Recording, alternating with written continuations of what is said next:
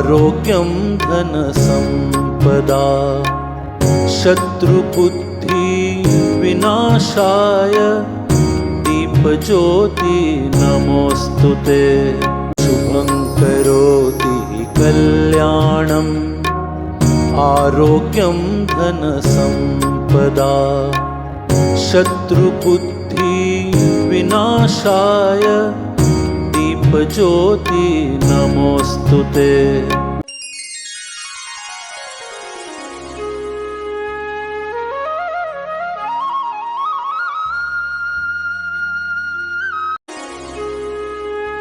सगर राजा उत्कर्ष मंडळातर्फे नाशिक येथे गुणवंत विद्यार्थ्यांचा अत्यंत शिस्तबद्ध आणि प्रेरणादायी सत्कार सोहळा संपन्न झाला। या सोहळ्याचे आयोजन एक आदर्शवत उदाहरण ठरले, जिथे सामाजिक, राजकीय, धार्मिक नेत्यांना स्टेजवर बसविण्याऐवजी फक्त शासकीय सेवेत निवड झालेले गुणवंत अधिकारी विद्यार्थ्यांना मार्गदर्शन करण्यासाठी उपस्थित होते। यावेळी कोणीही बडेजाव भाषण न करता गुणवंत विद्यार्थ्यांसाठी उपयुक्त मार्गदर्शनाची मांडणी करण्यात आली। उत्कर्ष सेवा मंडळ, सगर राजा उत्कर्ष सेवा मंडळ या नावात बरंच काही आहे।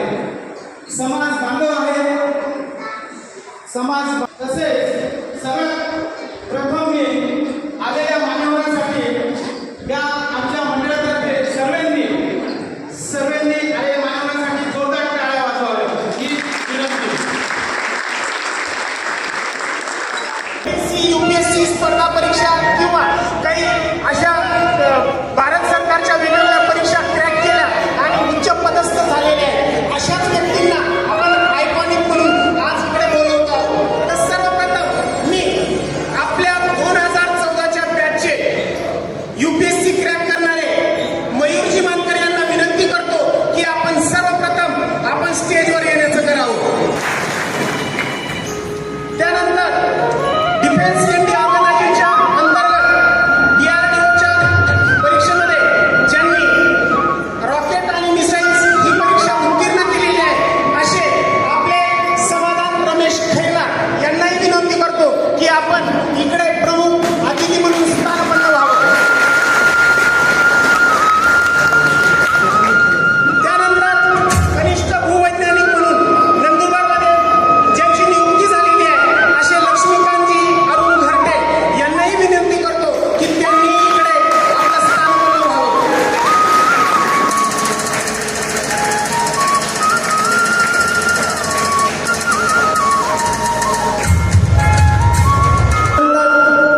आता चालूच ज्या विद्यार्थ्यांनी उत्तुंग यश मिळवत महाराष्ट्र राज्य सेवा परीक्षेमध्ये स्पर्धा परीक्षांमध्ये आपापली ठसा उमटवलेला आहे, असे प्रमुख सत्कारार्थी ज्यांना मी प्रमुख सत्कारार्थी म्हणून इकडे स्टेजवर बोलवतो, असे यांनाही विनंती करतो हे यांनी स्टेजवर स्थानापन्न व्हावं।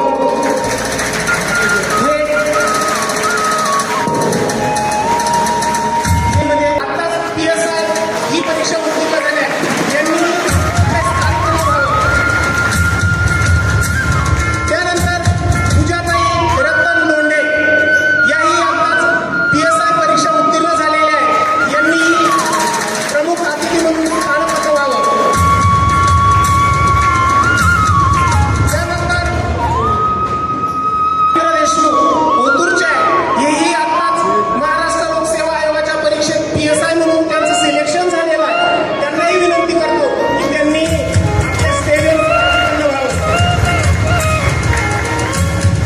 त्यानंतर राज्यसेवा सरळ परीक्षेच्या मार्फत उत्तीर्ण झालेले प्रतीक संजय साळवे यांनाही विनंती करतो की त्यांनी इकडे स्थानापन्न व्हावं।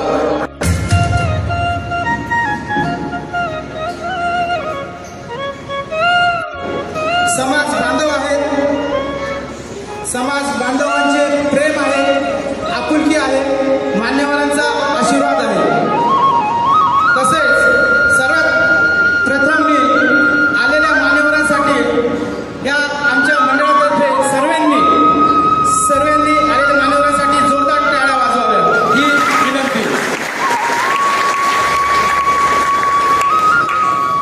आजचा सोहळा म्हणजे गुणवंत होते. त्या सत्कार मूर्तीतर्फेच आलेल्या आपले जे विद्यार्थी आहेत त्यांचा खूप गौरव होणार आहे की ह्या मिटिंगच्या म्हणजे गुणवत्ता आयोजकांचं जे आयोजन करायचं होतं त्याच्यासाठी रात्रीचे 10 वाजले होते आणि या आयोजन करण्यामध्ये बऱ्याच समाज बांधवांचा उपवासही होता आणि उपवास सोडण्यासाठी महिला वर्ग घरी वाटही बघत होते. पण इतका शिस्तबद्ध नियोजन, कोणाला काही कसली घाई नाही, आपला मुलगा याचा गुण गौरव कसा होईल ह्याच विचाराने सर्व समाज बांधव एकत्र आले आणि विचारपूर्वक सर्व नियोजनबद्ध हा कार्यक्रम करण्याचा त्यांनी सर्वांनी मानस केला. सुद्धा मयूर बागकर यांनी करावा असं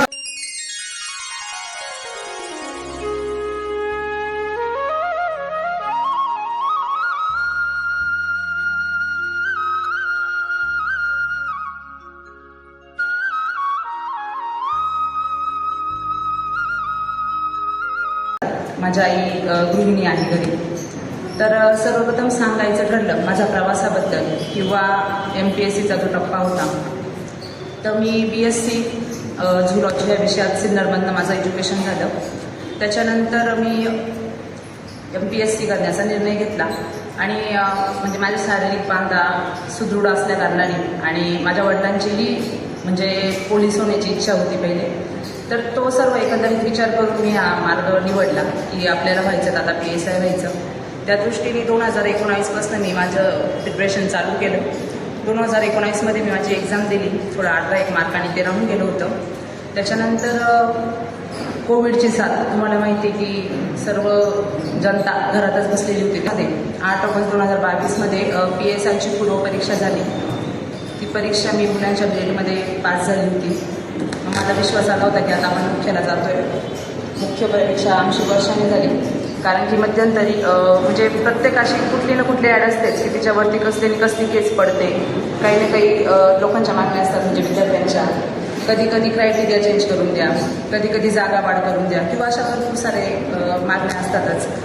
मग असं असल्या बघितली होती 1 ऑगस्ट माझ्या जीवनाला कलाटणी देणारा दिवस, माझ्यासोबतच माझ्या आईवडिलांच्या जीवनाला कलाटणी देणारा दिवस.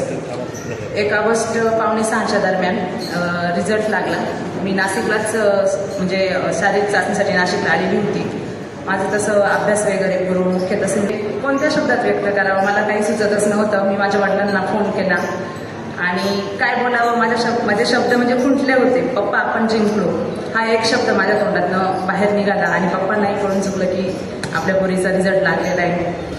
आनंदी आनंद, सगळीकडे आनंद होता. आईवडील आले, सत्कार वगैरे सुरू झाले, सगळं असं मला वाटतं.